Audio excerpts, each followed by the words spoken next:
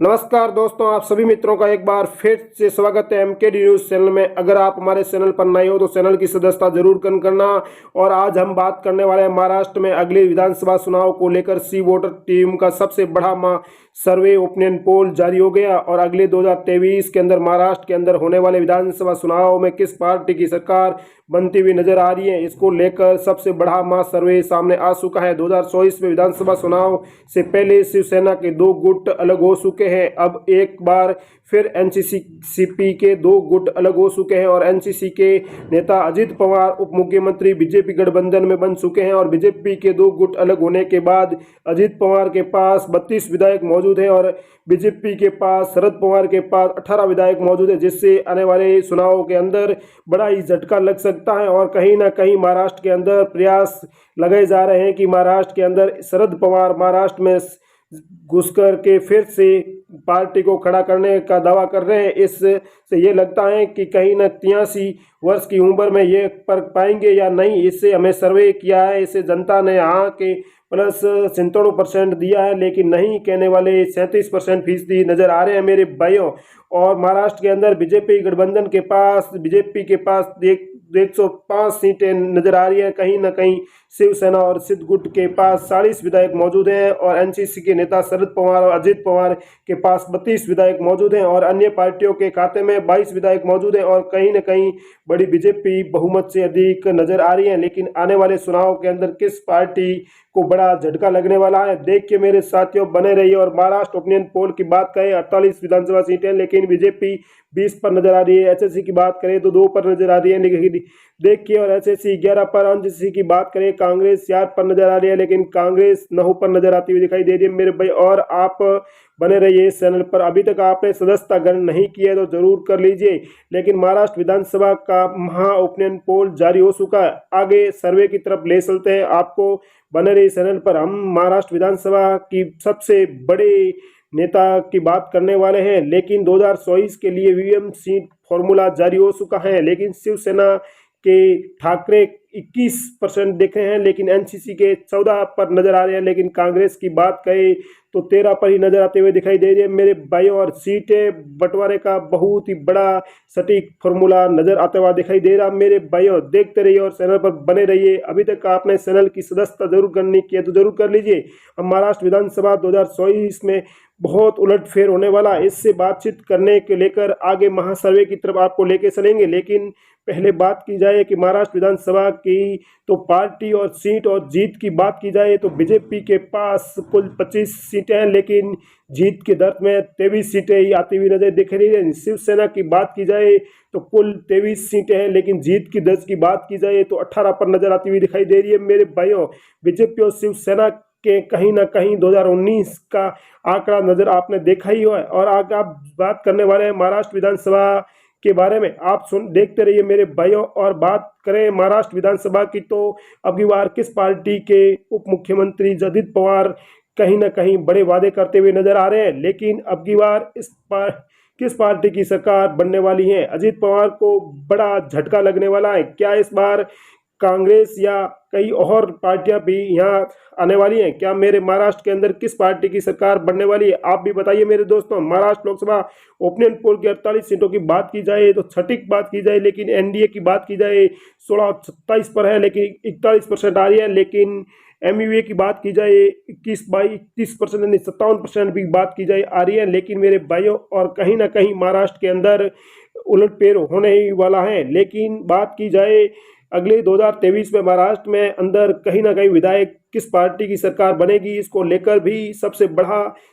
Opinion poll सामने आ चुका है। 2024 में विधानसभा चुनाव और शिवसेना के 2 गुट भी अलग हो चुके हैं, लेकिन एनसीसी के भी 2 गुट अलग हो चुके हैं मेरे भाइयों। और बने रहिए चैनल पर। यानी पटना में अपनी केवल मीटिंग के साथ ही, पटना में अपनी हाई लेवल मीटिंग के साथ ही दावा कर दिया गया है। महा आंकड़ों की तरफ देख के रहिए। नासिक जिले की बात करते हैं, कुल 15 विधानसभा सीटें हैं, लेकिन बीजेपी गठबंधन की बात करते हैं कुल 6 सीटें आती हुई नजर दिखाई दे रही है मेरे भाइयों। और एमवीए गठबंधन महागठबंधन की बात की है 9 सीटें आती हुई नजर दिखाई दे रही है। लेकिन नंदुरबार की जिले की बात की जाए कुल 4 विधानसभा सीटें हैं, लेकिन बीजेपी गठबंधन की बात की जाए एक सीट आती हुई नजर दिखाई दे रही है मेरे भाइयों। और हम बात करते हैं महागठबंधन यानी एमवीए की बात की जाए तो 4 सीटें आती हुई नजर दिखाई दे रही है मेरे भाइयों। लेकिन हम सांगली जिले की बात की जाए कुल 8 विधानसभा सीटें हैं, लेकिन बीजेपी की गठबंधन की बात की जाए तो 4 सीटें आती हुई नजर दिखाई दे रही है। लेकिन एमवीए महागठबंधन की बात करते हैं कुल 4 सीटें ही आती हुई नजर दिखाई दे रही है मेरे भाइयों। मुंबई जिले की कुल बात की जाए 26 विधानसभा सीटें हैं, लेकिन यहाँ बात की जाए बीजेपी की तो कुल 9 सीटें आती हुई नजर दिखाई दे रही है। लेकिन एमवीए महागठबंधन की बात की जाए तो कुल 16 सीटें आती हुई नजर दिखाई दे रही है मेरे भाइयों। आगे बात करते हैं नागपुर जिले की बात की जाए कुल 12 विधानसभा सीटें हैं, लेकिन बीजेपी गठबंधन की बात की जाए 4 सीटें आती हुई नजर दिखाई दे रही है। लेकिन एमवीए की महागठबंधन की बात की जाए कुल 8 सीटें नजर आती हुई दिखाई दे रही है मेरे भाइयों। और हम अहमद नगर की बात की जाए तो 12 विधानसभा सीटें हैं, लेकिन यहाँ बीजेपी की बात की जाए तो 5 पर और शिवसेना की बात की जाए 2 पर नजर आ रही है। लेकिन कांग्रेस की बात की जाए तो 2 पर आ रही है, लेकिन अन्य पार्टियों की बात की जाए तो 0 पर ही समाप्त होती हुई दिखाई दे रही है मेरे भाइयों। रायगढ़ जिले की बात की जाए कुल 7 विधानसभा सीटें हैं, लेकिन यहाँ बीजेपी की बात की जाए और शिवसेना की बात की जाए तो 1 और 2 पर नजर आ रही है। लेकिन कांग्रेस की बात की जाए और अन्य पार्टियों की बात की जाए तो भी वो 1 पर नजर आती हुई दिखाई दे रही है मेरे भाइयों। और बने रहिए इस चैनल पर। नासिक जिले की बात की जाए कुल 15 विधानसभा सीटें हैं, लेकिन यहाँ कांग्रेस की बात की जाए तो 2 पर नजर आ रही है। अन्य पार्टियों की बात की जाए तो 0 पर समाप्त हो रही है। लेकिन बीजेपी की बात की जाए तो 4 पर नजर आ रही है। लेकिन शिवसेना की बात की जाए तो 3 पर नजर आती हुई दिखाई दे रही है मेरे भाई। और मुंबई जिले की बात की जाए कुल कुल 26 विधानसभा सीटें हैं, लेकिन कांग्रेस की बात की जाए तो 5 पर नजर आ रही है। लेकिन शिवसेना और बीजेपी की बात की जाए तो बीजेपी 10 पर है, शिवसेना की बात की जाए तो 4 पर नजर आती हुई दिखाई दे रही है। लेकिन अन्य पार्टियां 0 पर ही समाप्त हो रही है मेरे भाइयों। सांगली जिले की बात की जाए कुल 8 विधानसभा सीटें हैं, लेकिन बीजेपी की बात की जाए तो 4 पर नजर आ रही है। लेकिन यहाँ कांग्रेस की बात की जाए तो 1 पर नजर आती हुई दिखाई दे रही है। और शिवसेना की बात की जाए तो 2 पर आ रही है। अन्य पार्टियों की बात करते हैं तो 0 पर ही समाप्त हो रही है मेरे भाइयों। उस्मानाबाद जिले की बात की जाए कुल 4 विधानसभा सीटें हैं, लेकिन बीजेपी की बात की जाए तो 1 पर नजर आ रही है। लेकिन शिवसेना और अन्य पार्टियों की हम साथ में बात की जाए तो 0 पर ही समाप्त हो रही है मेरे भाइयों। और कांग्रेस की बात करते हैं तो 2 पर ही दिखाई दे रही है मेरे भाइयों। और नूरदाबाद जिले की बात की जाए कुल 4 विधानसभा सीटें हैं, लेकिन शिवसेना की बात की जाए तो 0 पर ही समाप्त हो रही है। लेकिन अन्य पार्टियों की बात की जाए तो 0 पर ही समाप्त हो दिखाई दे रही है। कांग्रेस की बात की जाए और बीजेपी की बात की जाए तो ये 1-1 पर नजर आती हुई दिखाई दे रही है मेरे भाइयों। वर्धा जिले की बात की जाए कुल 4 विधानसभा सीटें हैं, लेकिन यहाँ अन्य पार्टियों की बात की जाए तो 0 पर ही समाप्त हो रही है। लेकिन बीजेपी की बात की जाए तो 1 पर नजर आ रही है। लेकिन कांग्रेस की बात की जाए तो भी 1 पर नजर आती हुई दिखाई दे रही है। और शिवसेना की बात की जाए तो 2 पर नजर आती हुई दिखाई दे रही है मेरे भाइयों। लेकिन नागपुर जिले की बात की जाए, नागपुर में कुल 12 विधानसभा सीटें हैं, लेकिन बीजेपी 2 पर नजर आ रही है। लेकिन कांग्रेस की बात की जाए लेकिन तो वह 2 पर नजर आ रही है। लेकिन बीजेपी 5 पर नजर आ रही है। अन्य पार्टियों की बात की जाए तो 0 पर ही समाप्त होती हुई दिखाई दे रही है। लेकिन शिवसेना की बात की जाए 2 पर नजर आ रही है। लेकिन पुणे जिले की बात की जाए तो 21 विधानसभा सीटें हैं, लेकिन बीजेपी की बात की जाए तो 9 पर नजर आ रही है मेरे भाइयों। लेकिन हम कांग्रेस की बात करते हैं तो 2 पर नजर आ रही है। लेकिन अन्य पार्टियों की बात की जाए तो 0 पर समाप्त हो रही है। लेकिन शिवसेना की बात की जाए 3 पर नजर आ रही है। लेकिन मेरे भाइयों वामिंस की जिले की बात की जाए 3 विधानसभा सीटें हैं, बीजेपी 1 पर नजर आ रही है, शिवसेना भी 1 पर नजर आ रही है। लेकिन कांग्रेस और अन्य पार्टियों की बात करते हैं तो 0 पर ही समाप्त होती हुई दिखाई दे रही है मेरे भाइयों।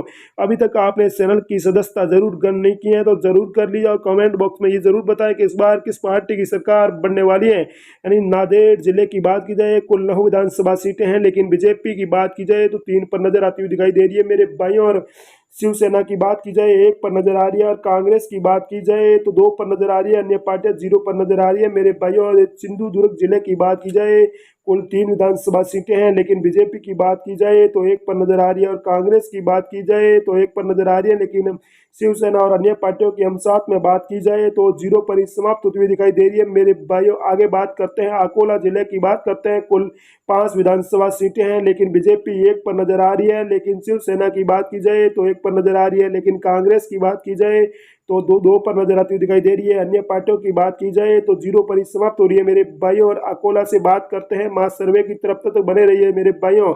आप बात करने वाले हैं महाराष्ट्र मेरे दोस्तों। महाराष्ट्र की विधानसभा चुनाव जैसे ही नजदीक आते जा रहे हैं वैसे वैसे महाराष्ट्र के अंदर वर्तमान सरकार में लगातार गुट देखने को मिल रहे हैं, क्योंकि जिस प्रकार बीजेपी पार्टी और सिद्ध गुट ने अपनी नई सरकार बनाई है, इससे यह उद्धव ठाकरे को बड़ा झटका लगा। लेकिन उसके बाद नतीजे सामने आ रहे हैं। बीजेपी पार्टी और शिवसेना के गठबंधन के बड़े ही बीजेपी पार्टी की सदस्यता बनती नजर आ रही है। ऐसे में महाराष्ट्र के अंदर लोकसभा चुनाव से पहले ही और बाद में ही चुनाव होने वाले हैं। चुनाव से जिस प्रकार से